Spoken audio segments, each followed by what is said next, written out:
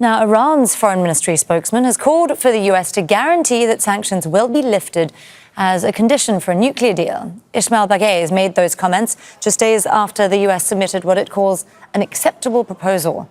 Both countries have conducted several weeks of negotiations over Iran's nuclear program.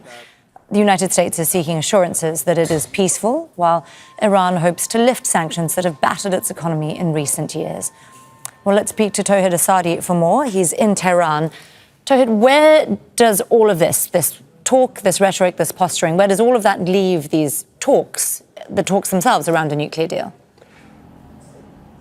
Well, actually, Iranian Foreign Minister Abbas Araghchi has been very vocal about giving a picture of Iran's positions pertaining to the nuclear talks with the United States over the past few days. And today we heard restatement of Iran's positions during his press conference with the Egyptian Foreign Minister. He referred to a wide spectrum of issues, but the gist of the matter, speaking of which, I can refer to at least 3 points. First of all, he is saying that Iran's nuclear program is peaceful, as is going to be peaceful, and Iran has got this right to maintain its nuclear program with talks or without it. Also, the second point is that he refers to the clear objective of the negotiations between Iran and the United States, by which he means that the deal could be reached in case United States stops putting forth excessive, radical and maximal demands, according to him.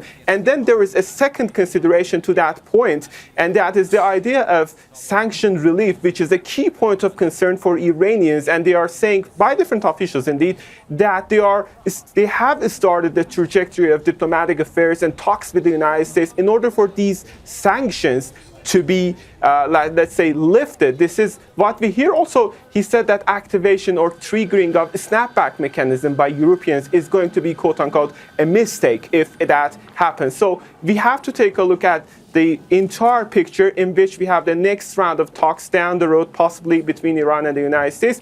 And one last point, if I may, is the fact that this recent report that was published by IAEA giving assessment of Iran's nuclear program is going to put a certain amount of impact on the entire trajectory of nuclear talks between Iran and the United States. Tohid Asadi there with the very latest from Tehran. Thank you, Tohid. Make sure to subscribe to our channel to get the latest news from Al Jazeera.